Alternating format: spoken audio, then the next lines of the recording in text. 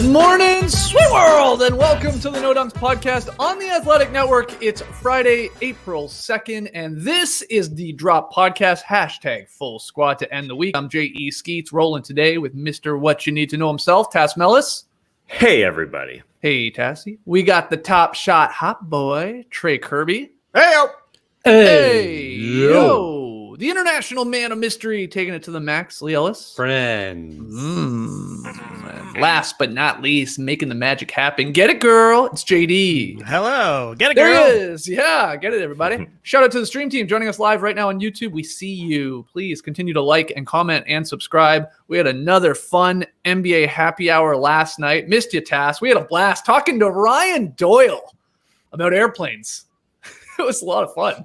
Yeah, it seemed like a lot of fun. There was people clipping moments and putting out little, timestamps. Like, you got to see this moment. You got to see this moment. Ryan Doyle dropping knowledge, dropping some sarcasm, some fine Canadian sarcasm. Yes, yes. JD's brother, Ryan, who is a pilot. And, we had Lee's buddy, who's a pilot, Brad, lined up, but he had a flight to catch. So then we had another backup pilot in the wings. Yes. But it's a lot of fun. So go check that NBA happy hour last night. We didn't go super, super long. It's a cool, clean 2 hours of NBA happy hour. Yeah, right. No problem. Yeah, I was joking on it that we were going to talk to Ryan for 15 minutes, and we ended up easily talking to him for an hour. We had a million questions about the best snacks on a flight and does he like it when people applaud? And so, it's like we were in the cockpit with him, though, during a flight, Totally. You just got so much time up there. You're just chatting. The plane's flying itself. Let's just keep going. Yeah, it was a lot of fun. So go check that out. Keep your questions coming for next week's Beach Steppin' podcast. Email them in nodunks@theathletic.com. You can tweet them in @NoDunksInc or leave them in the YouTube comments. Anything and everything goes with Beach Steppin', NBA-related questions or not. So get those in. And finally, immaculate items always available for sale at nodunks.com. Okay, got some fun questions off of last night's games. And we got worst of the week. And we got tweet of the night. And it's a 5-star Friday because it's the beginning of the month, basically. Well, we got a lot here in the drop. But we had Wedgie number 35 last night. Let's take a quick look.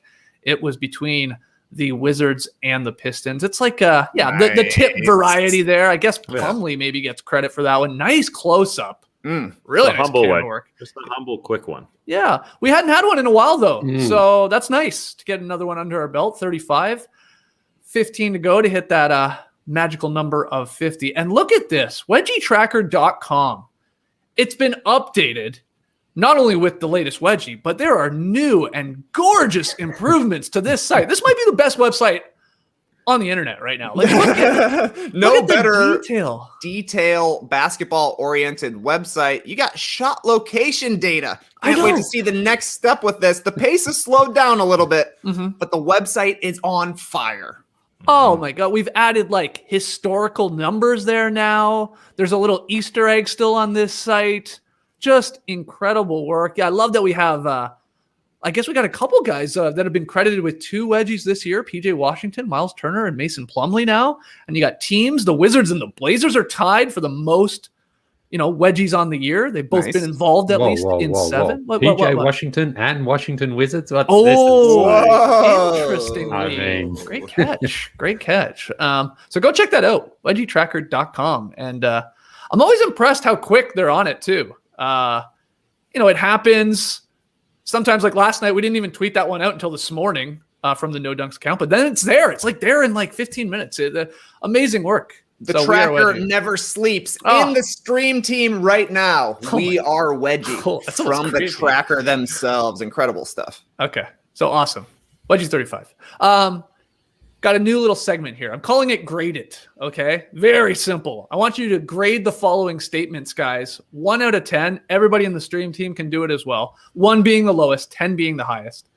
First one, we're starting with the Nuggets game. They dominated the first 3 quarters versus the Clippers last night. On a night when Jokic, didn't reach double figures until he hit a 3 with 5 minutes to go. Finished with 14, 7 boards, 7 assists. Pedestrian numbers for this guy. But more importantly, the win moved Denver into a tie with the Clippers for 4th place in the West. So, Lee, we'll start with you here. I want you to grade Jokic's chances of winning MVP. 1 being No way in hell, buddy. 10 being a lock. Where do you drop that number? This is like we're judging the dunk contest. We're all playing Wade here. Yeah. I've got him at 8 out of 10 today. Okay. I think he's got a strong case. And I'll outline what I think the pros and the cons are, starting with the pros. He's got the numbers, 26 points, 11 rebounds, 8 assists on great shooting splits, 57, 43, 87. And on the defensive end, he's 5th in total steals in the league. So he's doing it at both ends, contributing there. His team is creeping closer and closer to that sort of presumed position in the standings, or wins, if you like. It's probably more standings. He needs to be at least, I think, 2nd or 3rd. And you mentioned they're tied with the Lakers at 4th and only 1 game back of the Clippers for 3rd. So that win last night really was huge. They're still about 3 games back of the Suns, but they're within reach. I don't think they can get the Jazz. So I think at best the Nuggets can finish 2nd. And I think he needs to be at least 2nd or 3rd, because I know Westbrook won it from 6th, but that just doesn't seem like that's going to happen again. And like 3rd, 4th, it's not the end of the world. But I think the higher the Nuggets are, the better it does for his case. I also think what's good for Nikola Jokic, what's going for him, is he's got the attention. He's being noticed. He's being talked about. I think that helps that sort of that interest that people are sort of talking him into becoming MVP. It's not just within Denver. It's not just his coach or his teammates. I think the national conversation is like, Jokic is there. He's right there. He doesn't have the flashy highlights and the big dunks or anything like that, but he has his own sort of highlights and those shots that he makes that stand out that no one else really does. So I think those things really help his case. I think now to the cons, what's going against him is, first off, it's a very open field, certainly the most open field we've had for a long time. Lots of worthy candidates. Each has a strong case, but each has a different case as well. Embiid's injured right now. I think prior to that, he was probably the leader. James Harden and Giannis are both in that same sort of like, these guys can't win it again, can they? But maybe they can. LeBron's obviously out injured right now. He had a really strong start, cooled off a little bit. And then you've got Damian Lillard as well, who might also, if he can keep the Blazers or get them elevated as well, Lillard's going to have a very strong say in this, I think. But the other con, I think, for Nikola Jokic, he's almost not greedy enough. And you mentioned that game last night as a great example. 14, 7, and 7, but his team won comfortably against a very good opponent, wire to wire. The game was in the end. I don't think the Clippers took the lead. It got down to 1 point there in the 4th. But he still led his team in plus minus, if you count that. But that, to me, just shows how impactful he can be on a game without lighting up the box score. Jamal Murray was great last night. Aaron Gordon had his best game. He obviously listens to the show, Aaron Gordon. Just run to the rim. He'll find you, rise up and finish. Michael Porter and Will Barton were also good. So Jokic, to me, isn't the sort of guy who wants to go out and have to score 35 points for his team to win. He's happy with the win last night. In fact, since Aaron Gordon has come over, they've won 3 games, and his numbers are fairly mild at 17 and 9 since Aaron Gordon came, but they've played much better, and they're, pretty good wins. So in some ways, like when Giannis won his 2 MVPs, when Russell Westbrook won his MVP, even James Harden to an extent, it felt like those guys were just posting these gigantic numbers, once or twice a week, 45 points, 18 rebounds, 12 assists. I just don't think we're going to see that from Jokic. It's more, you just have to appreciate what he does on the court and how he gets, and how he's happy with all the team contributing and how he gets those guys involved as well. Like from the way that he can either shoot the 3, he can go inside, but he's also happy to just pass the ball around to find the best shot. So in some ways, the team success, while I think it's important for his MVP case, it can actually harm his MVP case in a way because he's not standing out as much when you're getting so many great contributions. I think Jamal Murray's improvement over the last month or so has really been a big factor why Denver has gotten better. But Jokic, to me, isn't going to be like, I got to put up 35 and 15 and 12 assists here. He was on track there for a while for averaging a triple-double. I don't think he could do it if he really went for it. I don't think he's going to go for it. So in that sense, Jokic doesn't seem to me to be gunning for it. He's more, he and Denver are more interested in just getting some wins and playing, good basketball. And they're doing that right now. And how that will play out for the remainder of the season with Aaron Gordon there is going to be interesting to see. Because if his numbers continue at the level they're at these last 3 games, then I think that's going to drop Jokic down a peg or 2 in the MVP race. But overall, where we stand today, I think he's got as strong a case as anybody.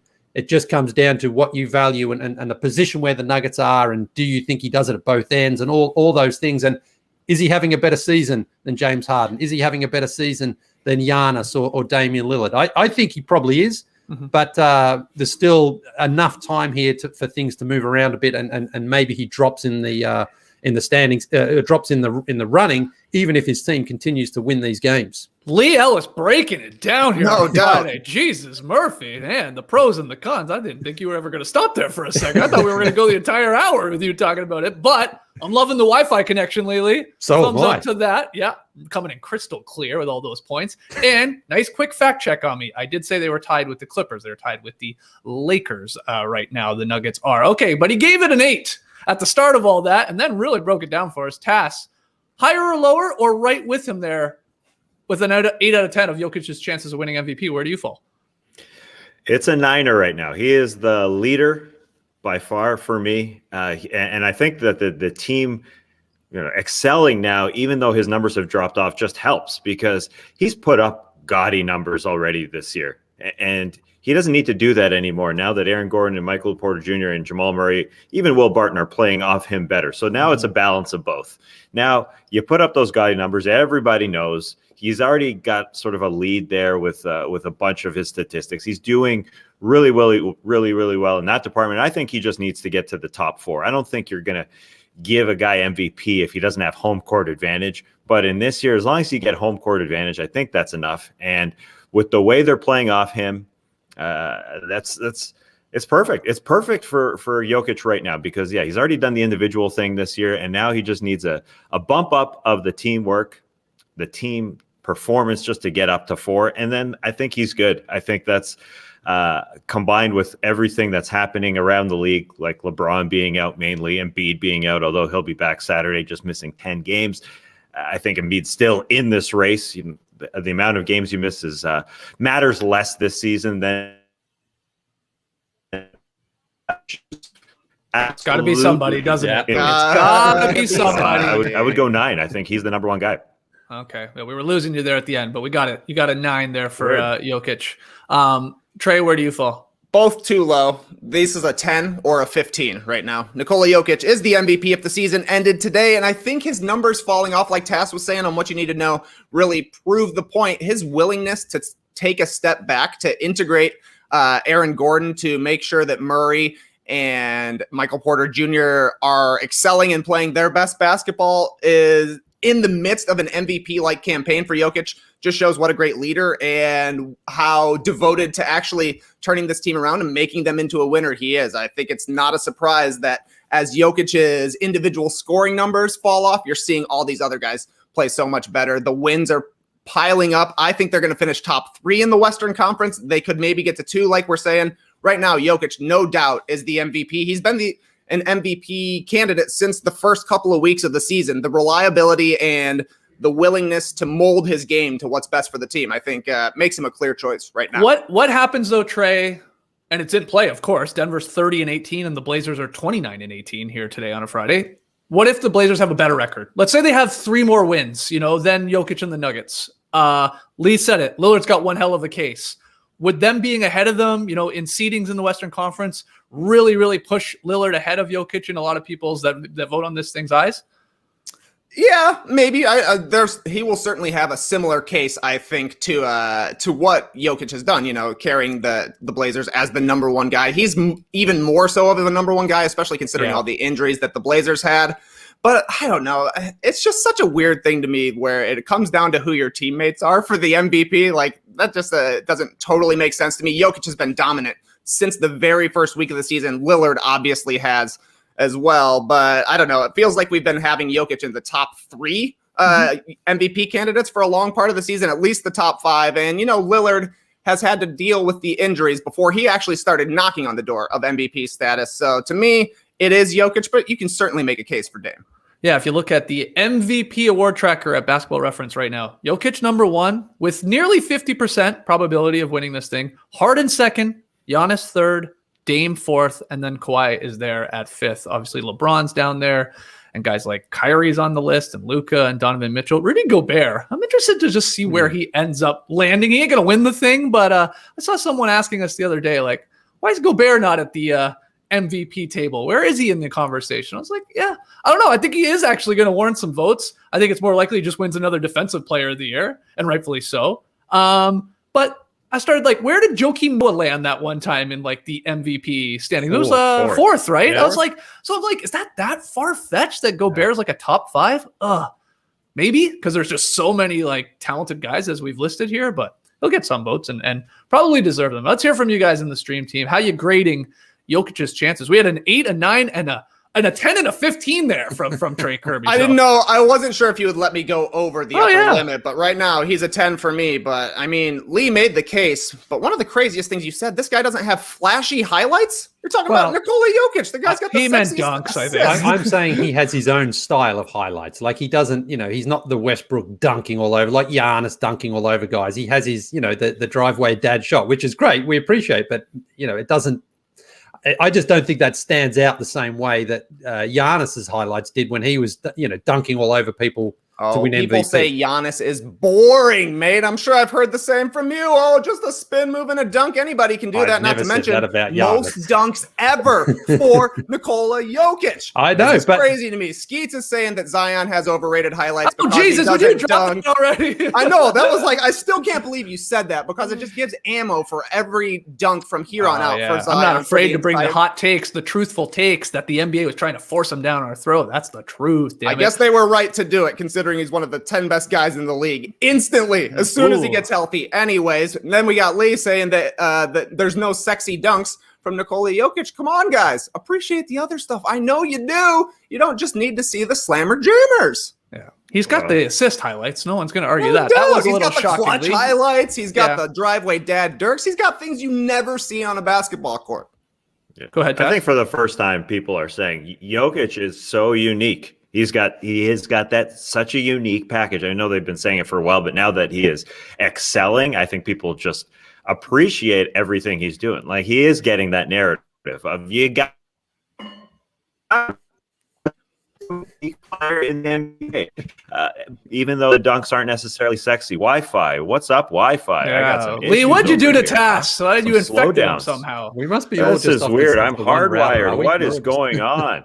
Oh, wow. Yeah, he is hardwired. I forgot about that. Man, who knows? It's the first of the month too, Taz. You'd think the Wi-Fi and the internet would be at its strongest early on in the month. Okay, next one here, guys. Let's keep it going. LaMarcus Aldridge made his Nets debut last night.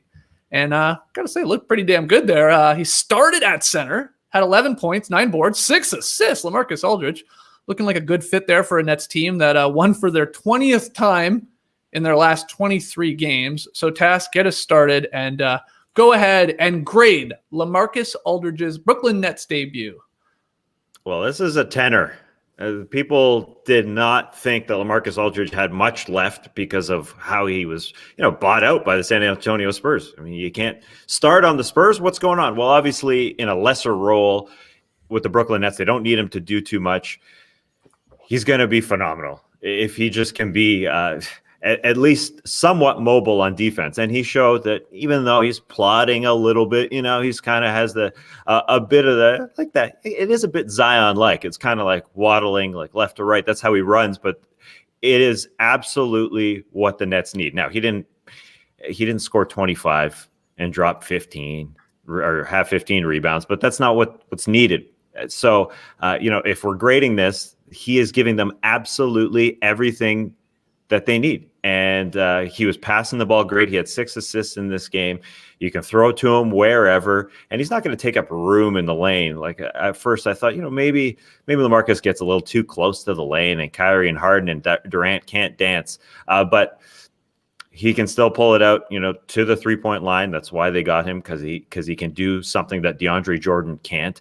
And the fact is, he's taking DeAndre Jordan's minutes. And, even though, we've all been talking about basketball for a long time, I don't think anyone mentioned that he can just come in and take DeAndre Jordan's minutes, the guy who's least effective of all their big men, and be a better DeAndre Jordan, be a better scorer, obviously. And as long as he can, body up guys and play decent defense, he doesn't have to play 30 minutes a game. But DeAndre Jordan out of the rotation, LaMarcus Aldridge in.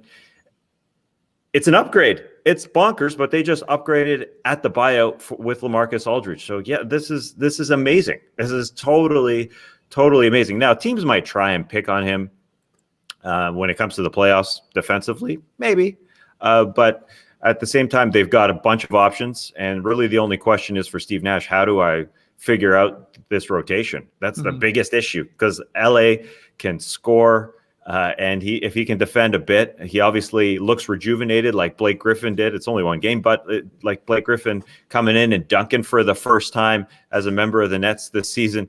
When he had 0 with the Pistons, LA looks like a new player with the Nets as well. I mean, he's going for a championship here. So it's a little ridiculous how much talent they have. And yeah, LaMarcus Aldridge can still pot it. He can still do it. So man, it's a 10er. I don't know how you grade it even lower. Trey, is it a perfect debut, like Tass says, for LaMarcus Aldridge? I'll go a little bit lower. I'll give him a 9. He was incredible, but he did shoot just 4 for 10. I would have thought it was a little bit better than that, just seeing the way that he played. But this is why small market teams are really pissed about these buyouts. Everybody going to the Nets, putting on those tie-dye uniforms, instantly rejuvenated. He gives the Nets a new weapon that they didn't really have. I think that, there are going to be times in the playoffs where teams are going to want to switch every single screen against the Nets. Maybe that would be, if Jeff Green is playing the 5, if they're playing some small ball 5 and they got all perimeter guys out there, the defense decides, okay, we're going to switch every single thing. And you saw last night with Aldridge catching guys like Caleb Martin down in the post. That's a place where Aldridge is still a killer. He's still got that size. He's really able to punish the switches. So just the new sort of weapon, a weapon that the Nets didn't have right now, a legitimate scoring big guy in the post. Because, you don't necessarily need 25 from Aldridge. You're not going to need 25 minutes from him every single night. But if there's a time when he has a favorable matchup and he can just turn and shoot over the littler guys, that's going to be a problem. And you can see with Blake Griffin and LaMarcus Aldridge kind of instantly having an impact for the Nets with both Harden and Kevin Durant being out and the Nets taking 0 step back. I mean, I don't know. It does feel a little bit like sour grapes, the small market teams complaining about buyout players going to chase rings. It's been happening forever. And as we've said before, when the good teams happen to be in small markets, OKC, Cleveland, they also get the players. But when you see all-stars just basically checking out of the last couple of years of their contract so they can go somewhere to play and then instantly giving a whole bunch more effort and being better, that's why people say that the buyout market needs to be fixed. Maybe they need to go to the sort of baseball style waiver wire thing where once you are bought out or released, waived from your team, everybody has a chance. It's just whoever puts in the highest bid. And I don't know. I mean, when we are coming on here saying, hey, it's not a big deal, these buyout guys don't really have an impact, but then 2 of them have an impact instantly, that's a tough take. They had an impact, but it was in a blowout win over the Hornets. I mean, the game was like a 30-point, Nets lead early. So, and he was starting, so he was a part of that lead. But, are we going maybe a little overboard on just this one game versus the Hornets? Or do you like what you see? Like these guys are saying, like he's a new wrinkle for Steve Nash and the Brooklyn Nets. Like go it to him in the post, and he can get that shot off for everyone. This guy's listed as 6'11". He's 7 feet tall. You cannot convince me otherwise. We have been around this guy. You're always giving us that list, Trey, of the big guys, 7 feet tall guys to hit a bunch of threes. He should be on it real quick because he's 7 feet tall. This guy is huge in person. But what'd you think, Lee? He hit one last night too. Yeah. I'll give it an 8 just because it was a bit of a snoozer this game. Unfortunately, it was over in that first quarter. And of the 4 field goals, he hit 3 of them came within about a 2-minute span there in the second quarter where the Nets would all right, let's go to him, go to work. He hit a nice little post up in the lane. He hit a turnaround. Then I think he hit the 3. And then he passed out a couple of times and they hit other 3s.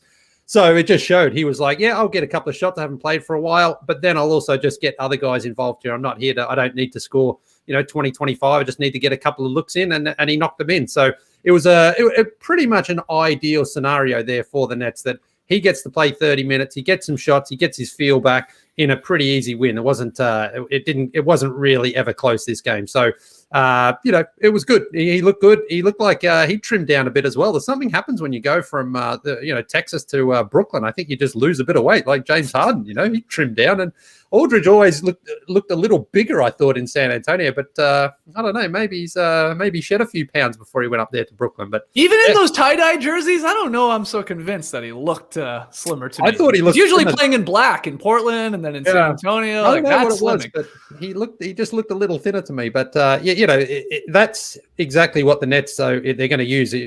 I know he started last night. He's likely to come off the bench when they're all healthy. And if he can just come out, hit a few of those baskets in short spurts, he's going to be great for them. So because he's such a guy who understands as well, like one-on-one, he can turn around and hit that shot. If the double comes, he's more than happy to pass it out. And the Nets have got plenty of guys who can hit those threes. So he's why going is he going to come off the bench for them in that role there for them, whether it's in that second unit or slotting into the starting lineup as he did last night. Why would he come off the bench though? Who's going to come back and take his starting lineup? Well, starting Kevin Durant, probably.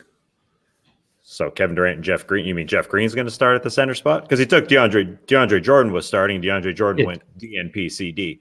Yeah, I think DeAndre Jordan starts though normally, and they bring Aldridge off the bench if everyone's healthy. You think so? Oh, that's interesting. So you think this was like a, hey, it's your first time here? Well, yeah, he's ready Let's to go. throw Get you him into out the there. fire. Yeah, I mean they weren't going up. I mean, who was it? Biombo, I guess, last night. Like he was there. Get him in the starting lineup. I mean. But I think their normal starting lineup will be back to DeAndre Jordan to start the games. And then, I think it's better to have Aldridge because if they have Durant, Harden, and Kyrie, they don't need Aldridge out there for scoring. They need him to come off the bench to replace Kevin Durant, So it's like, okay, great. We've got another scorer because that's primarily what he's there for. Yeah, I think Nets fans would be happiest from last night that Claxton still got his run. He got his minutes, and Tass said, it was the DNP CD for Jordan, not Claxton. So you're probably happy with that. Jordan has been frustrating, and Claxton has absolutely sort of, I think, made it difficult for Steve Nash there because Claxton gives them energy at both ends. He has to sort of find minutes for him for sure. Yeah. Well, we'll see whether or not. I think Aldridge might continue to start. I'm sort of with you on that one, Tass. And we might just not be seeing a lot of DeAndre Jordan unless there's an injury to definitely somebody in front of him, and that's a good thing. Don't get me wrong. Ran the numbers for you, Skeetsy. Yeah. LaMarcus Aldridge, 24th all-time on the three-pointers list among 6'11" players in NBA history. A surprising name at number 3. I'll tell you that. The all-time leader for exactly 6'11" guys in three-point history, Charlie Villanueva? Charlie Villanueva has made the third most three-pointers of anyone 6'11" and taller in NBA history. Wow. What? Charlie Villanueva was 6'11"?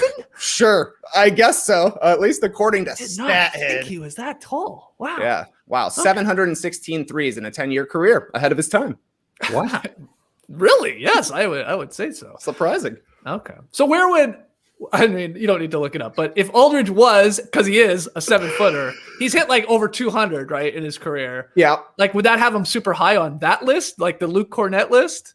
Oh, the Cornett list. Like he's ahead of Cornett. Yeah. I think he's 14th for 6'11" guys. So I think that puts him in the top 10. I think that puts him in the top 10 for 7-footers if they round up for him. Okay, great. This is what you're tuning in for. I love it. Okay. We had another debut, Victor Oladipo. He made his Miami debut, and it helped the Heat get a victory. I mean, everybody played well, no doubt. Everybody got in on the fun in their win over the Warriors, 116-109. It was their third straight victory. They're back to over 500. They're 25-24. Oladipo, 6 points, 5 assists, 3 boards, 2 steals. Okay, filling up the box score there. But Trey, grade the Heat's chances of going back to the NBA Finals. So what number are you throwing on this one? I'm going to give this one a 6. I tried mathing it out. I had a little bit of a formula, but it's super confusing. Anyways, come playoff time, I do think the Heat are going to be tough. Going to be tough to beat. They play defense. We know they can at least get hot from 3. One of the reasons that their offense has fallen off this season is they've gone from 38% three-point shooting in the 19-20 season to 34% this year. But they've hit 15 or more threes 14 times this season. They're 10-4 when they do that. The shooting is obviously still there. It just hasn't been quite as reliable this year. Obviously, with Jimmy Butler, they've got a tough shot maker when the games get close. And the Heat have great coaching in Eric Spoelstra. So I think at the very least, they're in the top half of the Eastern Conference playoffs. It seems likely to me they'll end up with home court advantage. They probably end up at the 4 seed. I'll give that 5 points. That's 5 points right there since they're in the top half. Mm-hmm.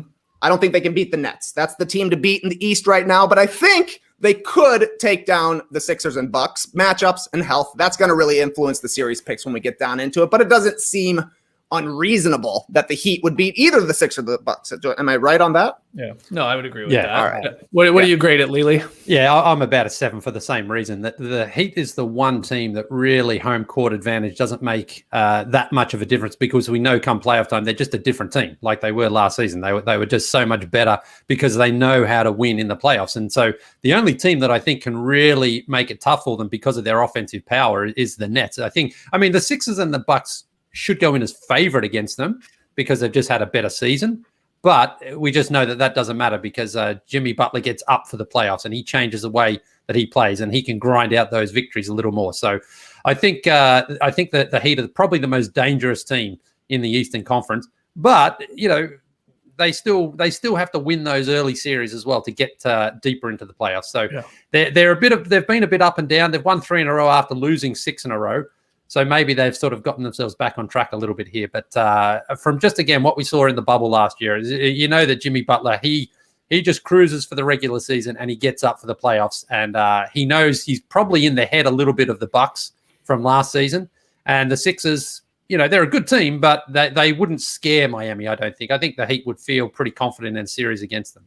They're pretty happy with last night's victory, I think, Tass. Again, it's over the Warriors. I mean, don't get me wrong. They're not like a world beater over there in Golden State, but like everybody contributing to the Heat. Like if you look at the box score, I mean, they had some guys like Duncan Robinson, Tyler Hero, and even Iguodala late in this game. Like guys were hitting shots, and that's huge because we know their defense is great. But how would you grade their chances? These guys are going 6-7, a little higher than I maybe thought. Where do you put them?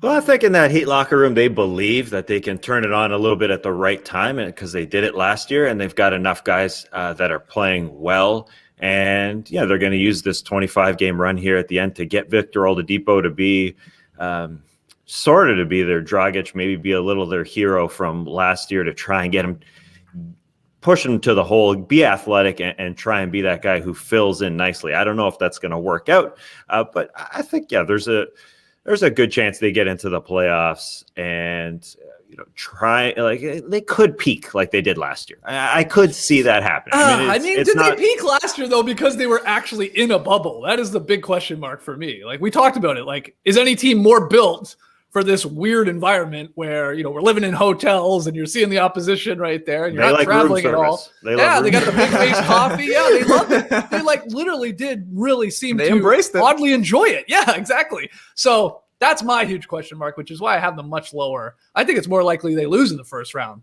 than get to the finals. That's for sure. But so I guess I'm going to fall somewhere like at a 4 or 5, so a little bit lower than you guys because. Well, they'd face the Hornets right now in the first round. Charlotte would have home court. So you'd pick Charlotte to win that series? No, I think a lot of people would probably pick Miami to win that. Yeah. Okay. It's almost. But you got to still win 3. I'm asking you to get to the finals. You got to win 2 more series. Well, that's the thing. It's almost probably, in some ways better for the Heat to finish 6th so that they would face the Bucks in that first round and not the Nets in the second round. They wouldn't face the Nets until the finals in that sense. But yeah.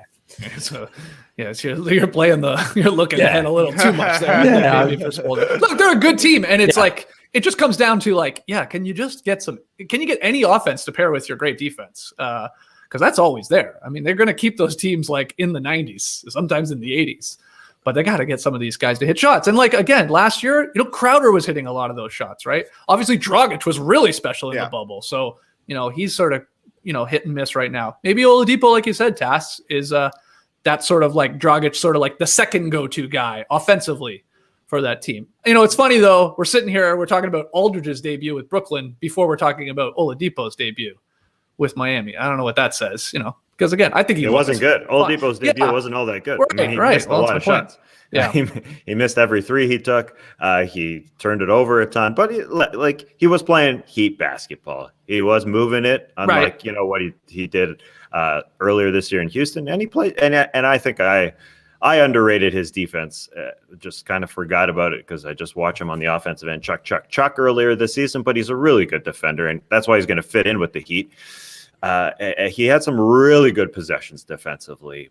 But offensively is my question. I don't know why he's not Vic from a couple of years ago, and is it the injury still? I mean, he can look athletic, but he just hasn't looked amazing quite yet. I think that's the good thing though for the Heat is that they don't need Victor Oladipo from 2017. They need Goran Dragic from 2020, and I think that between Oladipo and Dragic, now they've got kind of two shots at one of those guys being the second or third option along with the shooters for the Heat. You know, it doesn't have to be Dragic doing it every single night in the playoffs. It can be Dragic some nights. It can be Oladipo some nights. Maybe Kendrick Nunn gets hot. Maybe it's a 7 3-point game from Duncan Robinson or Tyler Hero. They just kind of up their ceiling a little bit for very cheap. And I mean, if you're seeing the game last night, you got to be encouraged with Trevor Ariza made a couple of threes, and Nemanja Bjelica made a couple of threes. He's got a little bit more size. You'd think one of those two guys is kind of going to solidify that 4 spot for the Heat, kind of replacing the Jay Crowder role. I mean, we'll see what Ariza does come playoff time. He's a proven playoff performer, but he's been out of the league for a little bit, whereas Bjelica hasn't. I don't even know if he's gotten a taste of the playoffs. I doubt that is the case, being a Wolf and a Sacramento King for his career. But, you know, I do think that they got a lot better at the deadline for basically giving up guys who are out of their rotation. The ceiling is just a little bit better. They knew that the offense hasn't been good enough this year. They need somebody else who can put pressure on the rim.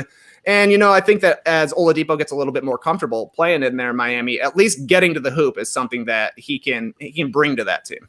Totally. Right. I think the difference is with Vic, he turned down a 2-year, $40+ million extension with the Rockets, and now he's going to the Miami Heat to be a player that fits in, and that's just where it doesn't compute for me. Like in theory, Victor Oladipo is a really talented guy. Yeah, he could be, you know, Goran Dragic from last year, but he's playing for a contract, and so I wonder if that plays into how he plays. Like if he wants to be part of the Heat culture and just fit in, then God, they got a guy for nothing. But if he is a guy who wants a max deal, then maybe he's not going to be so happy going to a place that he really, really wanted to go to. So it just doesn't equate in my brain. But the fit on the basketball floor definitely works. Final one here. Clint Capella. He flirted with some big beef last night, Trey. I think he got up to 17 boards. Trae Young did damage late. Hawks overcame 2 late meltdowns to beat the Spurs 134-129 in double overtime. Bit of a wild game here. So the question is, you know, grade the Hawks' chances of a first-round upset. You know, they're trying to get into the playoffs still. So I think it's got to be low because they're not a lock to even get in there, let alone an upset. I'm putting it at a 2. I was going to go 1, the lowest we can do here in grade it, but I'm going 2 because I like at least what's happening with the Hawks recently. Bogdanovic is coming around for them. He looks like what we thought he was going to be. He had 28 points, 4 or 5 from 3 in this game, so that's good. Trae Young, I mean, he had a floater to win it that rolled off the rim at the end of regulation. And I always find games like this really funny, right? Like we're excited the Hawks. Wow, you see the score. If you didn't watch the game, you're like, 134-129. Wow, nice win against the Spurs there in double overtime. You know, Trae Young scoring or assisting on everything late. This is all good, by the way. I mean, Trae Young was pretty awesome in the overtimes. But, like, if you went back and watched the end of regulation, there's no way they should have been in overtime, Lee. Like, the Hawks, like, had a pretty brutal meltdown to let the Spurs even have a chance in 1 and then 2 overtimes. It was just like a weird game that way. But again, I would love if all the Hawks players could all be healthy all at once because now Collins is out. Of course, we're still missing Hunter, but again, Bogdanovic is there now. Gallinari is there. You can exploit him a little bit still. The offense can on defense, but you know, he had a big shot in the corner late. You know, he can shoot it and he's had playoff experience. So they're a weird team to figure out still. But they've got a little more spunk to them. So if they get in there to the playoffs, I don't think they're going to be an easy out. I don't think they're going to be a pushover. I think they would win a game or 2, but very low chances to pull off an upset, which is why I put it at a 2. What do you think, Lee? Yeah, I'm about the same because they're not going to upset Brooklyn. Then it's Milwaukee or Philadelphia, and I can't see them upsetting them. But I also don't think they get swept in that series. No. I think they can win maybe 2 games even in that series because they've performed well at times and they're playing much better. Actually, under Nate McMillan, I'd criticize the move of firing Lloyd Pierce, but they played better. And that play you talk about there, the floater at the end, that was an awesome play drawn up by Nate McMillan because he got it at the top. He was going to the basket. It just rimmed out. Otherwise, that's a great way to win the game. So they got the win in the end anyway, which is important. But yeah, they just feel to me they're just not quite able to. They're not better than Milwaukee or Philadelphia, certainly in a 7-game series. But things are improving anyway. It was looking pretty dire there for a while for the Hawks that they may not even make the play-in tournament, and now they've got themselves to a position where anything less than, I mean, if they can get up to 6, that'd be great. I think they're probably more likely to be in that play-in tournament area. So if they can get to that first and then win through there, I think that'll be a success for them. And then let's just see what they're like in the playoffs. Let's see how Trae Young can stand up, because he's good. He's a good player, and he like last night he hit some big shots, and he sort of did control that game late for the Hawks. So that's what they need from him. Mm-hmm. Just don't think they're quite ready yet for that next level, which is a playoff series victory. Yeah, they would be in the play-in tournament if it all stopped here today. The regular season did. They're the 7th seed. They would play the 8th seed, just to remind everyone how the play-in tournament works. So the 7th versus the 8th seed would play. Hawks versus Celtics right now. Oh, boy. Yeah, I know. Not great if you're a Hawks fan, I think. But if you win that, then you're the 7th seed. The loser of that game then has to play the winner of the 9th and 10th seeds battle. Right now, that would be, I think, the Pacers and the Bulls. Mm-hmm. So one of those teams would then be playing, again, for that final seed there, the 8th seed. But Tass, put a grade on it, or even talk about the game and what you've seen from the Hawks lately. What do you think their chances of pulling off a first-round upset this year are? Well, probably zip zilch 0. But at the same time, I'm pumped for them. You just mentioned the Bulls. Like, why can't we look at them sort of like the Bulls? Like, they've kind of had a second season here, just like the Bulls did, where they acquired Vucevic at the trade deadline. The Hawks started this season horribly, and mainly because all their guys were out.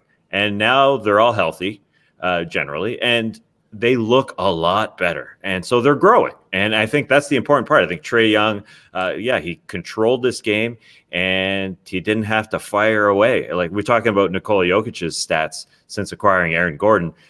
Trae Young has stopped shooting a lot of the time as well. And this is a double overtime game. If this is a regular Trae Young double overtime game, he's going for 44 and taking 30 shots. But I think Nate McMillan has told him to buckle down, get everybody else involved. And that's helped their structure. Chris Kirshner on The Athletic got a one-on-one interview with Bogdan Bogdanovic where he outlined everything that's happened. He was really open about Nate McMillan taking over from Lloyd Pearson, how they've gotten a lot more structure under McMillan, and they believe in McMillan, and the fact that he was an NBA player has really helped. And I think Trae Young has definitely globbed on to what McMillan is selling there. So I think they're growing. They're moving along at 3-4 through the first 7 games of an 8-game. Very tough trip is a great start. That's right. Really, really, really productive. And so that to me is, maybe when you look at the top of the Eastern Conference, there's probably 0 chance of them knocking off the top 3. They'd have to fight for somebody against somebody in the 4 or 5 spot. But things haven't worked out perfectly for Atlanta the first 30 games of the season. But now sitting here at 24-24, that's solid. It's a solid wave. If you look back, if we zoom out from the beginning of the season, and if they were going to be 500, you'd think that's all right. So, this play-in tournament, it kind of screws with teams' developments, right? Because you like you mentioned, you laid it all out there, Skeets. Thanks for laying it out, because I totally forget how this play-in tournament works. It is confusing. But now a team finishes 7th or 8th, and it's like, did they get better? I mean, you kind of degrade what they did. You kind of downgrade it a little bit. Than you would have in the past, right? Like if the team makes the playoffs in the 7th or 8th seed just straight up, you'd say, oh, this team is growing 500. The Hawks are doing good. But now they're in a play-in tournament. So it's not as big of an achievement. But I think this is a really solid month here under Nate McMillan. I was a hater at first and not buying into it. And I think even at first it was a little bit of fool's gold. But now this road trip's proved to me that they're playing together and they're playing pretty solid. And that was without John Collins last night, I should say. So a good run here for the Hawks. Nate McMillan gets his teams to the playoffs, Trey. That's what he does. Now, he doesn't have a lot of success once he gets into the playoffs. Almost zero. Yeah, almost zero but he success. does get them there. But how do you grade this as we wrap this up? Well, my question would be, if the Hawks win the play-in tournament, does that count as a first-round upset? Oh, interesting. I hadn't thought about that. So if they beat the Celtics, let's say, in a do or die to take the 7th seed, does that count? I mean, in their world, maybe, yeah. But I think that would be a win. I think that would be huge. So, yeah, I was coming in thinking a 1. But if we're going to give that credit as a first-round upset, I'm happy to bump this up to a 2 because you mentioned it, Skeets. Nate McMillan, his teams make it to the playoffs.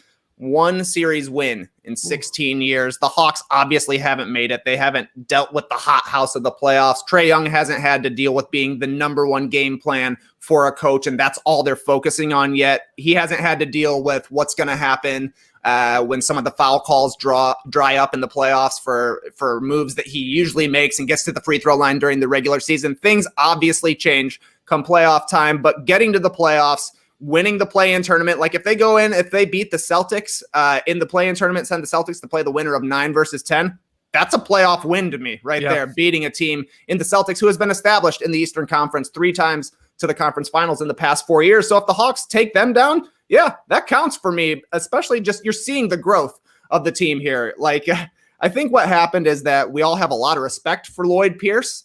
And I personally feel very grateful to him for helping flip Georgia blue. I think he was actually a huge part of that, but it was clearly the right move to Nate McMillan as a coach. He's got the guys playing harder. He's got them a little bit more organized, and things just make more sense. Teams play well underneath Nate McMillan, and we're seeing that with the Hawks. All right. Fun new segment. Let us know if we should keep it. Grade it, we're calling it. Not graded. Shout out to Graded. Graded. In fact, you know what? Let's just call the segment Graded. Let's get to. We all need mustaches while we're doing it. Oh, okay. I like it. Let's get to worst of the week. Ladies and gentlemen, the worst of the week. 3 candidates for you here. The first one, it's the basketball community. Maybe it's on the NBA as a whole because we don't know the rules of the game we love. It happens every once in a while, guys. We'll be in a situation in the game where the experts, even the experts like us, or like the real players who have played on the broadcast, they say, what's the right call? What's the rule? It happens all the frickin' time, and it's really strange. It's happened so many times. Even this season, like Thursday night, when DeMar DeRozan drive into the hoop, he gets hacked. The ball comes out of his hands. He catches it and then scores, and it's called a continuation. So there was a foul. Mm-hmm. The whistle happens. The ball is in the air when the whistle is blown. He catches it and scores. Now, is that continuation? See, nobody knows. Well, That's the weird thing about basketball. We've watched it for 1 million years, and we don't know whether or not that's a continuation. Isn't it? I find that strange. And even Sean Elliott on the broadcast, who's a player, a champ, he was even perplexed. Like nobody knows each and every little rule. Maybe there's too many rules. Maybe it's just a gray area. But either way, was that a continuation, do you think? Well, DeRozan was attacking the rim to shoot the ball here, it looks like he's going for the layup. Now the foul, like he's going up with it when he gets fouled, but yeah, then it pops out of his hands. I would say yes, but I have no idea if I'm right. That's just a long gather to me. The longest of gathers. Count it. I mean, it did count. Okay. It definitely did count. Some on the broadcast, some say, God, no, that's a discontinuation. I mean, it was discontinued. It was stopped. Canceled. Lee, what's your take? Well, the continuation rule does befuddle me still, night after night, because there are some times where it's clear a guy has shot the ball and he's in the process of shooting, and they say, no, that's on the ground. And then there's other times where it's like, it seems like the guy can take a step and a dribble and like, continuation. So it's a difficult one, but I would say because it's sort of, it stayed with him in that movement. That's why they called it a continuation. It's still that one play. But you're right, Lee. I mean, we've seen a million plays where that's just called a foul on the ground too. Exactly. Like get rid of the whole part of him actually losing the ball. Yeah. Like, you've seen many times. Whatever they determined to be in the process of shooting still seems to just be down to the referee's interpretation from play to play. Mm-hmm. Mm-hmm. And DeMar DeRozan's smoothness sure helped him get that call. So I agree. DeMar staying smooth, staying underrated in San Antonio. That's what maybe that's the next frontier for guys driving into the hoop. It took a while for James Harden to master his move where he reaches the ball out, brings it up through your arms. This extends it another 3 feet. You think it's ridiculous, but somebody could figure that out to do it in the lane. I mean, it'd be a risky maneuver, but if it counts, throw it to yourself. Letting it go, kind of like just a little toss ahead. It really throws the defense's timing off, draws a foul. There's an inefficiency here. It's not a bad call. That's true. I mean, they could make it happen. Players could make it work. Right. They're talented. It's very risky. Yeah, letting go of the ball. Risky. It's very risky. All right. Candidate number 2 here. It's the Utah Jazz announcers, Craig Bolerjack and Matt Harpring, because of their reaction or lack thereof to their own guy, Rudy Gobert, throwing down a huge dunk. Like they had no reaction. Now, I will say before you listen and watch it that there could have been some tech difficulties because Bolerjack is reading scores as the play happens. He may not have seen it. He's looking at a website or monitors in these weird times probably. But Harpring definitely did because he commented on it. But then they didn't say anything, so that tech excuse, it goes out the window. Anyways, it's unbelievable, so I had to explain that. But have a listen to the dunk live. Losing record 22-25. Check some scores around the league. Midway through the fourth quarter, Rockets up on top of Brooklyn, 101-95. Watch the pass here. Gobert, Ingles, pick and roll. I mean, he goes up and gets a good one here.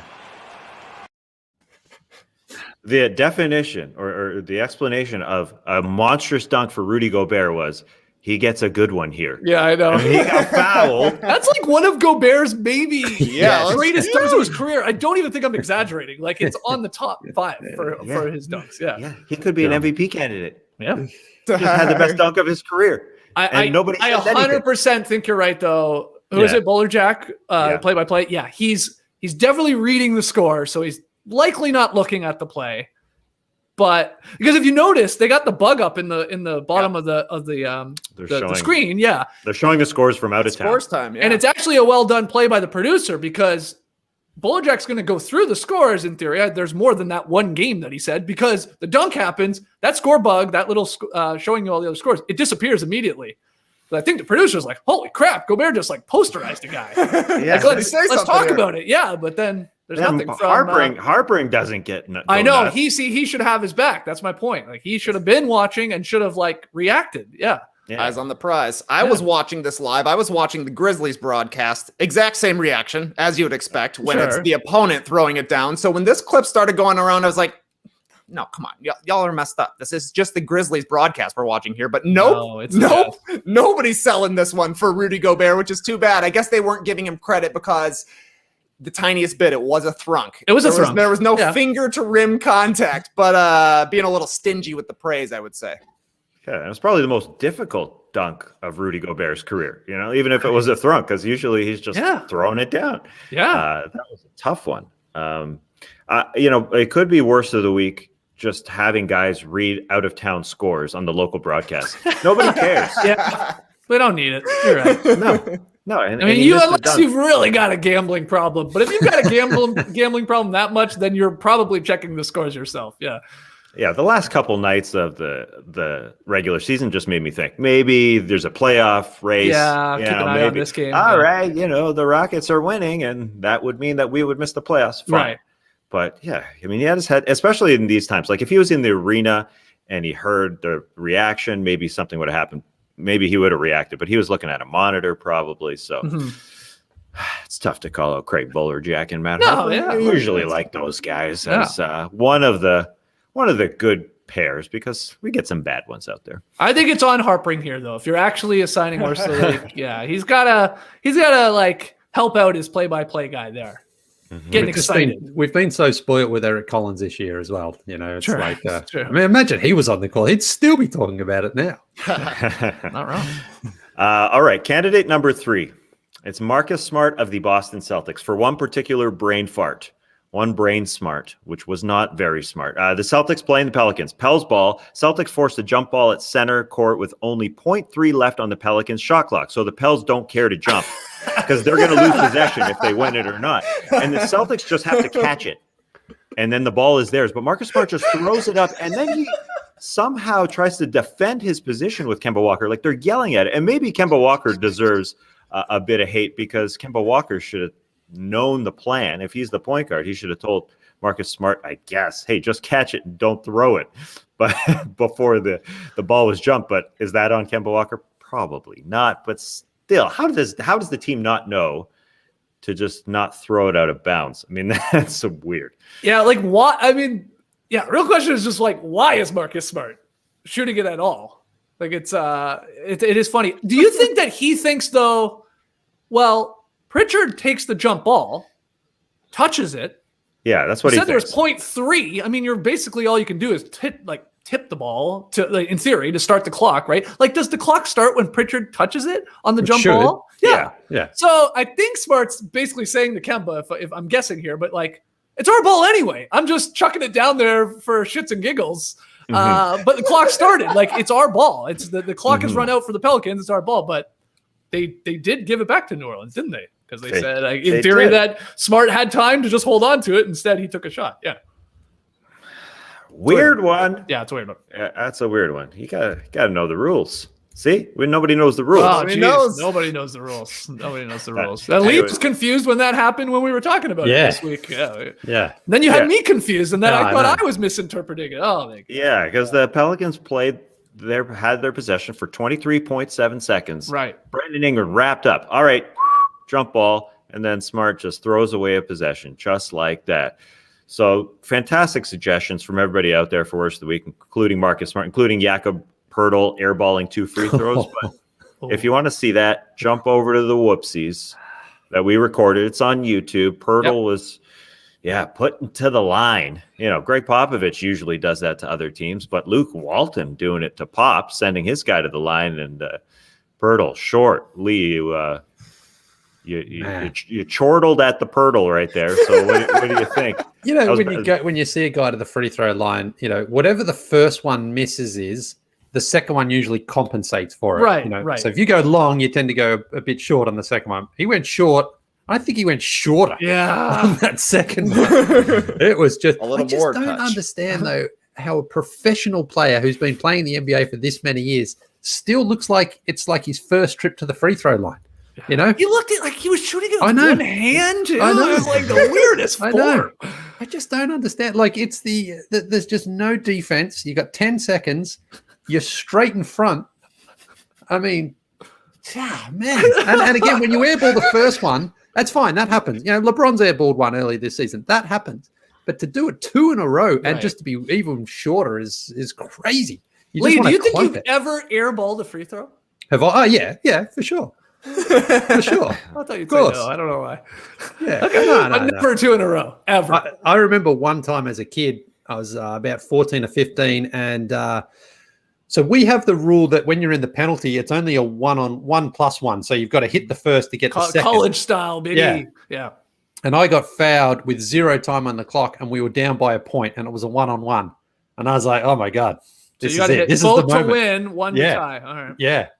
And the first one was the biggest brick I've ever shot in my life. And so you didn't get the second one, so we lose the game. And I was just like, oh my God. Haunted till this day. Yeah, no wonder he's devoted your life to the craft of free throws from that moment on. But I was so excited to be like, I'm going to be the hero. And then it didn't even hit rim on that. It just clunked off. This all makes sense now. No wonder you call it the loneliest place on earth. Like, I had a couple of bad This is memories. the origin story, man. No This doubt. is crazy. I told about the time where I turned the ball over too against the team that hadn't lost all year, and it was my turnover. They went down and scored. Yeah. The ball basically came through the net on my head to win the game. And man. Yeah, there's a few scars. There's a few scars in there. Dickie didn't talk to you for months after blowing that game. All right, good stuff. Great nominees there for worst of the week. Let's get to some. Hold on, sorry, Steve. I thought you were done. Well, I am, but there were a lot of suggestions for the Rapaport Kevin Durant beef. Oh God, That's worst of the week. And I mean, you should give it to both of them. Let's be honest. Yes.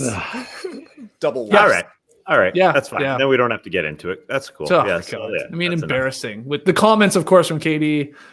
Yeah, misogynistic, homophobic. Rapaport's a piece of shit. I couldn't care less for him. I'm glad we didn't talk about it until this second. Both embarrassing and both worst of the week. All right, let's get to some 5-Star Friday fun.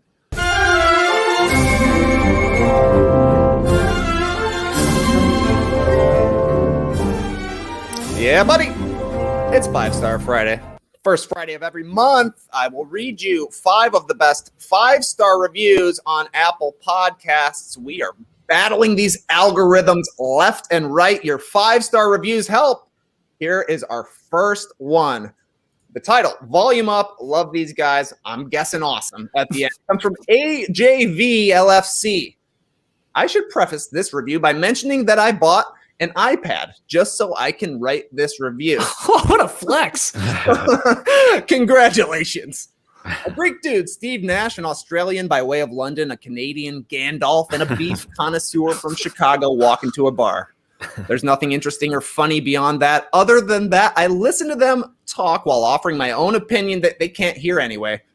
I hope I can walk into a bar and grab a beer with them someday. You'd understand if you subscribed, listened to them, and gave them 5 stars yourself. Just a bunch of cool dudes with microphones that made it big. They're living the dream. Did I mention they also had a Canadian Hobbit with them at some point? Oh, Jesus. Oh, Jesus. Shots fired. Yeah, I almost didn't include it because of this, but, at one point in time, Matt Austin did wear a Hobbit-themed Halloween costume, so I think this is fair game. So that's what he's talking about. Sure. I don't know if he knows the ins and outs of Matt's Halloween costume. Does he remember when he was George Michael? Didn't put that one in the review. We shall see. Nonetheless, you gotta have faith. You gotta have faith in these guys. You gotta have faith. I get it now. Yeah, now I get it. That's a 5-star pun. But I just want to say, you put this level of effort into a review, you're most likely going to get it read on the show, and especially if you're willing to put down some money to get an iPad specifically to do this. Was this a Pro? Was it a Mini? Let us know. How many gigs of storage do you got on there? Tell us about your apps.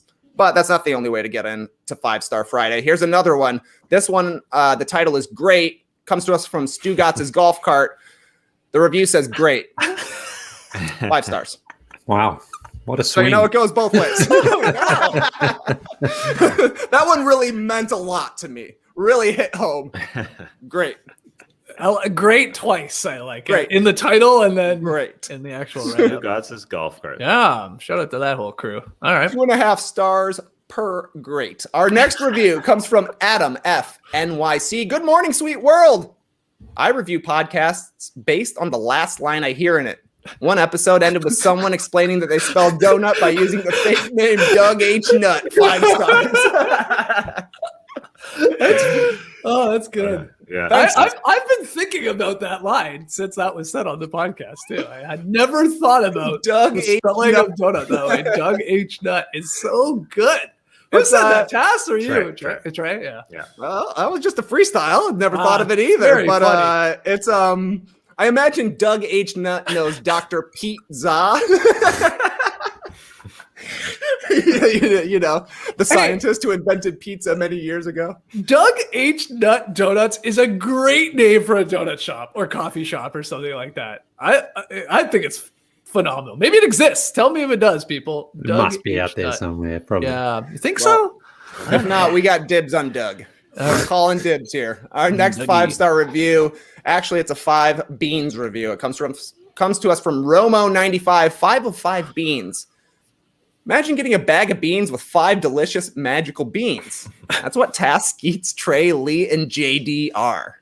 All you got to do is plant them, and they'll grow a beanstalk to the skies of basketball podcast heaven. Fee, fi, fo, fum. Keep those classics blasting in my eardrum. 5 stars. Yeah. Bars and stars. Yeah. And beans. Bars, stars, and beans. That's a good one. All right. Our final 5-star review. 5-star only from Timmy and a million underscores. 5 stars. For some reason, I only had the option to rate 5 stars. What did you guys do? We made a 5-star podcast. That's what we did. The only option is 5 stars. It's because every episode's a classic, and it's y'all out there who help make us a classic. Keep sending in your 5-star reviews on Apple Podcasts. We'll do it again in a month, so you got some time to order an iPad, have it come in, and then type out a long story for us. Awesome. Thank you so much to everybody that has left us a review. Please continue to do so if you listen to the podcast, especially on Apple. Can't leave a review on Spotify, I don't think. Which is a little weird, right? But hey, just maybe you can still rate it somehow. Drop the 5 stars, whatever. Different platforms, different ratings, different ways of moving up. But a great way to always make sure that people are finding out about No Dunks is to tell other people about No Dunks. There are still a lot of people out there who like basketball that don't know about the show. our guess is that if you told them about this show, they would love it. So tell somebody you know who loves basketball and listening to things. Hey, do it safely, wear your mask, but walk into the nearest Doug H. Nuts donut shop and tell the world in there that you love the No Dunks podcast and that everybody should subscribe on YouTube and whatever podcast platform they use. Okay, we got Tweet of the Night, so we got rapid fire fun still, but first, a quick word to hear from our sponsors. Well, I've got 2 kids. Yeah, I made 2 of them. The doctor is 6 and the lawyer is 4. Well, I'm kidding. The lawyer is 4, but the doctor is only 1. And it never fails. Every day, these 2 children, they get hungry. Every single day. That's when I get down in my squat, I get on their level, and I ask, "Are you hungry?" And they nod. Yes, Dad. And I say, "Do you know how to work the microwave?" Big one. Can you cook for the little one? You can, right? It's easy. The microwave is easy. You push some buttons because I've got some Freshly meals for you. That's why Freshly is great. It's simple and it is like cooking. Your meals are always delivered fresh, never frozen, and are ready to heat and enjoy in just 3 minutes. With new meals added each week, Freshly brings the convenience of chef-made, nutritionist-designed classics right to your kitchen. Right now, Freshly is offering our listeners $40 off your first 2 orders when you go to freshly.com/nodunks. Stop stressing about dinner, kids. Go to freshly.com/nodunks for $40 off your first 2 orders. Can you work the internet, kids? I'll buy you an iPad if you can order from freshly.com/nodunks, and you will get $40 off your first 2 orders when you do it. Popcorn, peanuts, steak, peppercorn. Let's get to Baseball is back. That's right. We were talking about that yesterday. Okay, time for Tweet of the Night. Tweet of the Night. Wow. Twitter. Okay. Cassie, what do you got, man? Yeah, so we're recording this on a Friday. So if you're listening or watching at a later time, you may not appreciate this Tweet of the Night. But today's Tweet of the Night is actor Daniel Craig presenting The Weeknd on Saturday Night Live. Listen. Ladies and gentlemen, The Weeknd.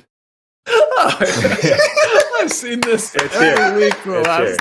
Yeah. I love it. It makes the rounds every Friday. I laugh That's every solid. time. Well, there was a lot of people upset that this Twitter account called Craig Weekend. That's all it does. It just gives you Daniel Craig saying, "Ladies and gentlemen, The Weeknd." He posted on Thursday. Oh, What's Well, up with it's, that? maybe Good Friday. Yeah, Good holiday? Friday, maybe. Yeah, Long maybe. weekend, yeah. Yeah.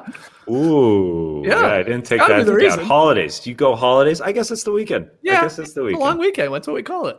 Okay. Yeah. There. I thought he was being a smart ash Wednesday, but no. Oh, That's we just fire up the pun gun. This guy's in his zone. I'm going to give, owner of that account, I'm going to give you a good pump Sunday to you. Oh, man. Okay. Little slappy, make daddy happy. All right. If you can get a Maundy Thursday pun in, Tassie, I will. I will call my dad so that he can listen to it. That guy would be fired up to hear Maundy Thursday on a basketball podcast. One of my favorite Jays once upon a time was Raul Mondi Thursday at Mondesi. Yeah. Now people are clicking that little 15-second button to pass over this. Okay, so yeah, there you go. Okay, Come on back. Let's get to pick'em results from last night. It was the Denver Clippers game. We all took Denver. We're off to a hot start in the month of April. Everybody got the victory. They covered the small line of winning by 1.5. They had to win by 2 or more, and they ended up winning by, what did they get, 7 points in the end. So good start for everybody. Way to go. What's tonight's game, Tass?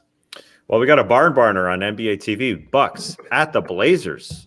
That's going to be a good one. The Blazers, kind of surprisingly, they're getting 3.5 points. So they can lose by 3 and still cover. Bucks favored by 3.5. They have won 4 straight in the series, though. And they've been blowing out the Blazers, I should say, by an average of 25 points over the last 4 games. Wow. Now, just 1 this year, 2 last year, and 1 the year before that. So still surprising. Portland just completed a perfect 4-0 trip, though, on the road. They're back home to play the Bucks tonight, getting 3.5. Who wants to set us off? Who's got their pick ready? Me. Okay, Give ahead. me Portland. I'm with you. I don't get this line. I'll take Portland with the points plus 3.5. We talked about it, man. I know everybody wants to say Jokic is the MVP, and maybe he is the front runner. Lillard's right there, baby. He's right there, and I will take them to at least keep this close enough to get me another victory. So give me Portland. I'm going to go with Milwaukee here. A wise man once said that a team returning for their first home game after a successful road trip often has a letdown. That man was Taz Mellis. Give me the Bucks. Lee, what you got? I just don't like betting against Damian Lillard, so I'm taking the Blazers. 3 points. I think they've got that. Yeah, I'm going to go with that old adage. Yeah, you have a little bit of a letdown when you come home, and it's just hard to find a reason to pick a team. So, got one. Yeah, I'll take the Bucks. Okay, we're split on this one. Tass and Trey taking Milwaukee to win by 4 or more points. Lee and I taking Dame and the Blazers. Okay, we're almost done here. A little rapid fire fun before we go, TK. We're just a week removed from the trade deadline, but I'm already having some buyer's remorse with the Bulls. At least the picks are protected. Fellas, what's a trade that you've made that you wish you hadn't? Skeets. Well, it's not really a trade as much as I gave somebody something and I wish I didn't. And I wish I still had it. With my belongings. And it's this shirt that I had back in university, actually pre-university, high school. I used to have this great shirt, number one grandpa. I used to wear it a lot. Always would get compliments on this shirt. There's my buddy Thody there on the right. Pete Katrakis in the back. This is a very strange photo from 2002. Are you doing like a stretching bit? Everybody's got to do a weird arms move here. I don't know what's going on. Thody's doing blue steel in this photo. And anyway, I focus on the shirt, okay? Don't worry about the weird movements we're doing. But I gave this shirt to, Lee, you know him quite well. He's in a WhatsApp chat group with you about coffee. Zach Cox, I gave this shirt to. And I gave it to him because Zach Cox is the type of guy who, like, even when he was 25 years old, felt like he was 65. Like, he was a grandpa, right? So I was like, you should have this shirt. You're a grandpa. And we, in fact, called him grandpa. Man, I got it. It's a great shirt. It was like felt too. Yeah, I found it obviously like in the thrift store. I loved it. It was in great condition. Nice color on me too. But yeah, I don't have it anymore. So picture is awesome. And the worst part is, I know Zach doesn't have it too. I think he either lost it or maybe he gave it away. But he says he felt guilty about that. He doesn't even have it. I couldn't even get it back from him. Do you want me to ask him in the chat if he's still got it? No, he doesn't, Lee, because I posted that TBT like back in 2013, and I went to find that photo this morning, like I was Lee Ellis, and he in the comments says like he feels guilty that he doesn't have it too. Man. So I know that from years ago. Yeah. Wow. Zach Cox was great because his nickname was Grandpa, and I was by far the oldest person in our class, like by 10 years. And everybody called him Grandpa, so I was so happy to use like a deflection for me. So thank you, Zach Cox. Yeah, that was great. Great stuff. JD, what's a trade you've made that you wish you hadn't? It's same sort of idea. I didn't get anything back for it, but my 2014 convertible red Mini Cooper that I was leasing. Lease ran out and I had the opportunity to buy it out, but the only problem was my kids didn't fit in the back anymore. They were getting too big. Too tall. So I decided to get a bigger car, and I regret it every day since. I should have just crammed them back there. Oh, that is a sweet ride from a bunch of gearheads here. That is a sweet ride. Lee, what's a trade you've made you wish you hadn't? So I'm going into the archives for this one. I was in Milan a long time ago for a long weekend, actually. Had it all planned out. I was catching up with a girlfriend, like just a female friend of mine on the Friday night. We're going to have dinner with her family and friends.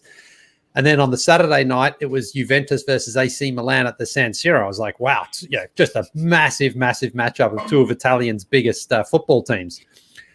So it was all ready to go. And she sent me an email because we didn't have mobile phones then. She sent me an email and said, oh, listen, can we move the dinner from Friday to Saturday night? Because something happened. And I was like, I'm dying to go to this game.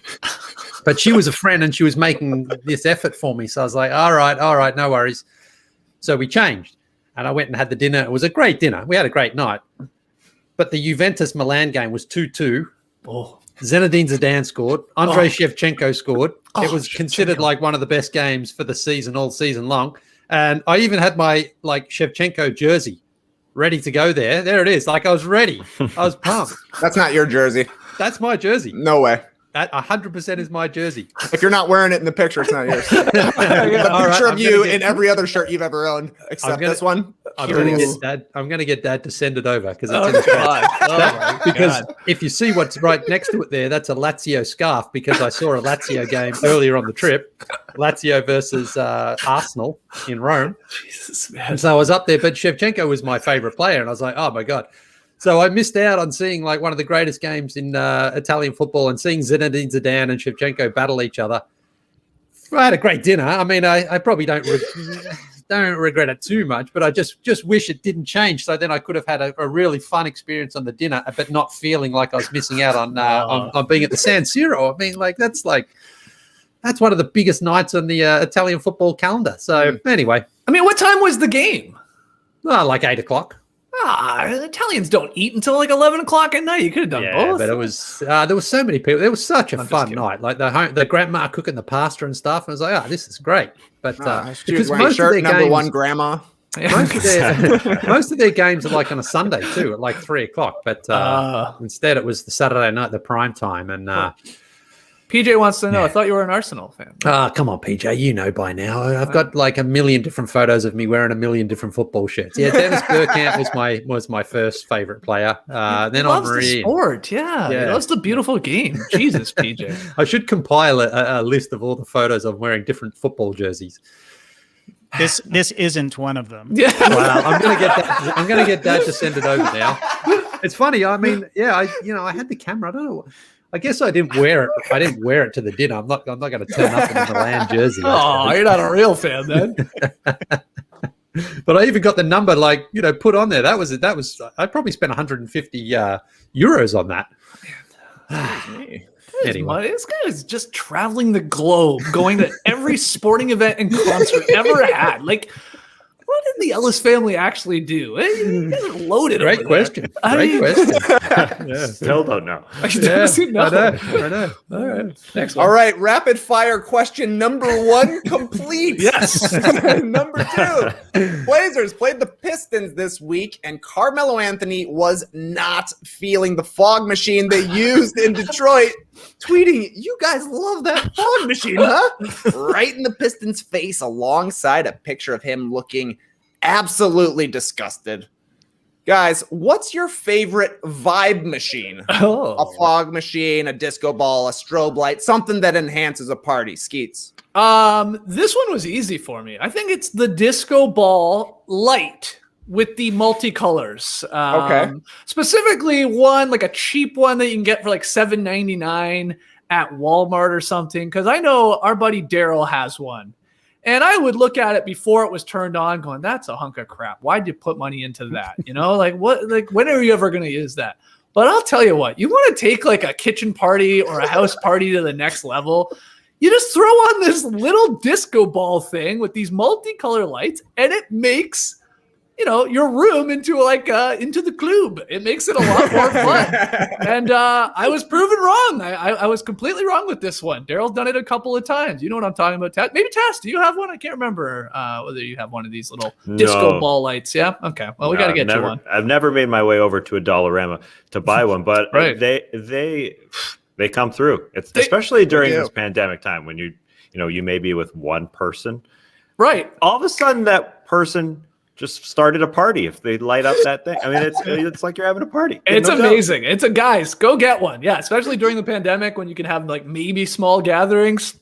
You get the tunes going, you throw on this little thing, you'll be shocked how much it changes the atmosphere of your house party. So that's my answer. I thought I had heard every pandemic hack so far, but get a multicolored disco light. That is a new one for me. JD, what's your favorite vibe machine? This one's easy for me as well. It's the strobe.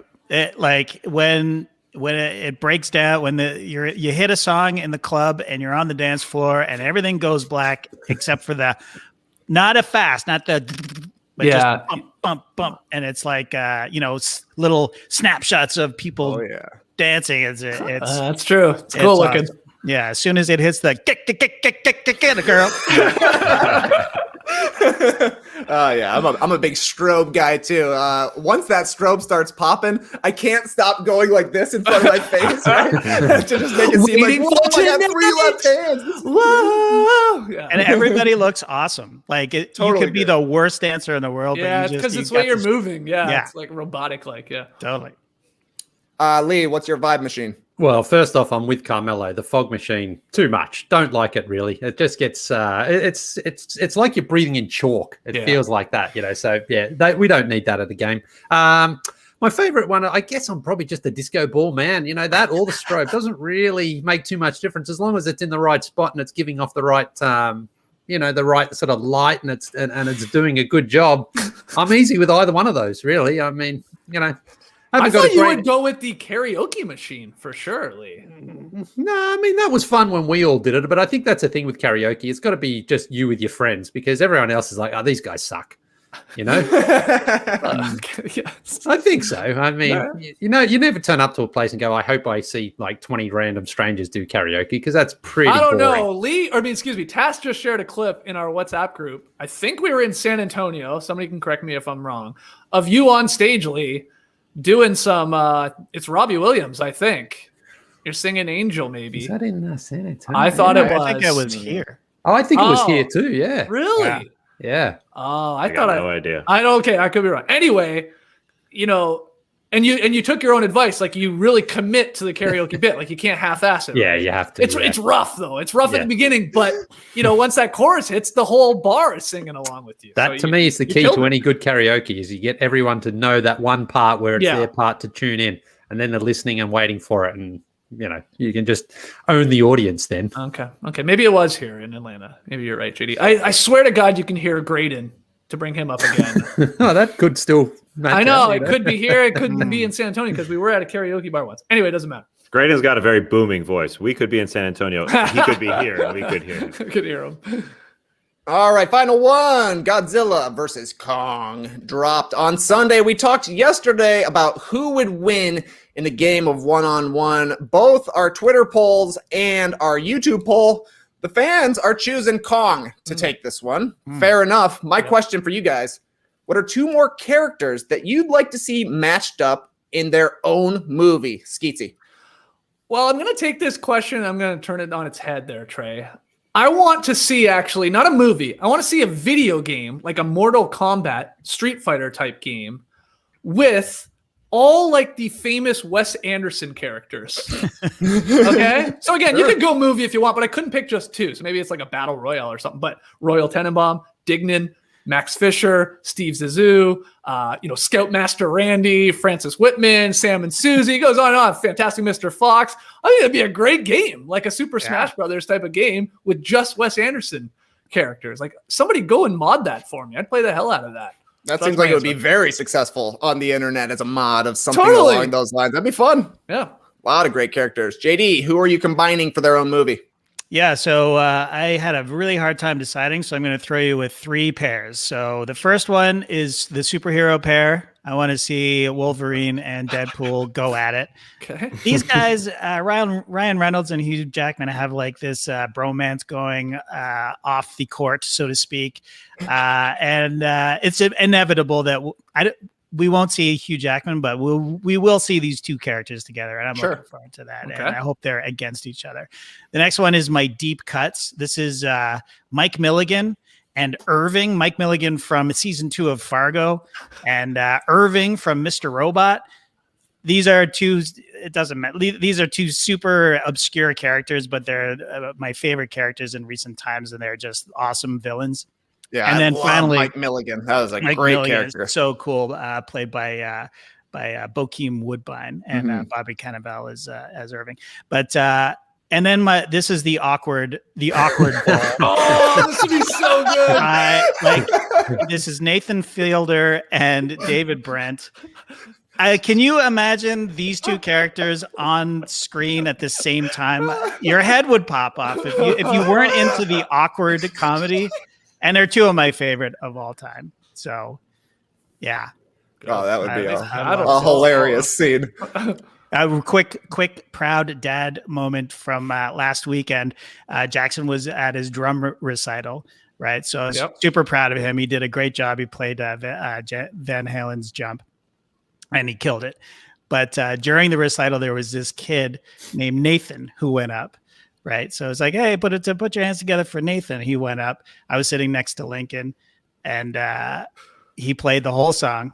And then as everybody's clapping, he did a great job. And then Lincoln just turns to me and goes, well, that's Nathan for you. It was like I had one kid on stage just killing it on the drums, and I got the other kid next to me just killing the one-liners. I loved it. Oh, that's good. All right, Lee, make a movie. Well, I'm surprised that JD went with David Brent there, because I want to see David Brent and Mike Scott together, because they had that little. They did one clip, and that was pretty good, where they talked about their characters. So I'd like to see them get together. They were also on. Well, they weren't in character, but on Life's Too Short, they did a little thing as well. They were both pretty good. So I'd like to see a bit more of a feature length something with those guys, like a 90-minute show with those two. I think that would be pretty good. Okay, there it is. Rapid fire fun. Not so rapid, but lots of fun. Long edition of the drop. It's okay. It'll keep you satisfied, hopefully, all weekend long. Go ahead, TK. Yeah, just one more question. We talked about a little bit on Happy Hour last night. JD, you've seen most of the MonsterVerse movies. I think you saw the first 3 of them. Godzilla vs. Kong doing well on Rotten Tomatoes. 79 critics score, 95 audience score. Are you planning on watching it this weekend? Because I could be convinced to stream this for a JD Reviews. Yeah, I'll watch it. I think we're planning on watching it tonight. Wow. Okay. And so what? You guys are going to watch it and then do a little YouTube or a little podcast breaking it down? I could, sure. Oh my goodness. Well, I don't want to turn this movie experience into work for you guys. No. We'll just I don't know. One of us will be Godzilla. One of us will be Kong, and we'll bring our points to the table. I don't know what it is. I just want to talk about this movie because it's buzzing right now. Yeah, saw some people were dipping in last night, and I was shocked to see that it's doing so well on Rotten Tomatoes. I want to see what's going on. Yeah, it's so weird because then I feel like I see like tweets like, this is the worst movie of all time. Like, don't waste your time. You're like, well, which one is it? I mean, is it brutal? I'm sure it's silly, obviously, but okay. We're going to find out. We'll find out. We'll at least talk about it on Monday's podcast. We'll carve out a little time to get your guys' review of what's it called? What is it? What's the actual title? I keep thinking now it's called Zilla versus Kong Man. It's just Godzilla versus Kong. Yeah. Okay. Pretty simple. I like Zilla versus Kong Man same. a lot more. But all right, guys, thank you so much for joining us all week long here at the Classic Factory. Leave those 5-star reviews on Apple Podcasts. Make sure you subscribe and like and comment on the No Dunks YouTube page and share it with your friends. Email us your questions for the next Beach Steppin', nodunks@theathletic.com. Get your No Dunks merch at nodunks.com and subscribe to The Athletic. Go to theathletic.com/nodunks for $1 a month. If you're in Canada, go to theathletic.com/nodunks Canada for also $1 a month. Guys, good stuff. We do have very solid plays coming up later today with a very special guest. Right, Lily? Maybe a Hobbit's rolling through with his crazy feet or something like that. Never leave the Shire. Yeah, it'll be a while. Otherwise, we will see you next week on Monday with What You Need to Know and, of course, The Daily Show. Stay safe. We'll talk to you soon. Clipper Bros. You heard it here first. Have a great time. Turn up. Love you guys. Awesome. Thanks for joining us, and remember, you don't have to be athletic to subscribe to theathletic.com. Embrace the weekend, people.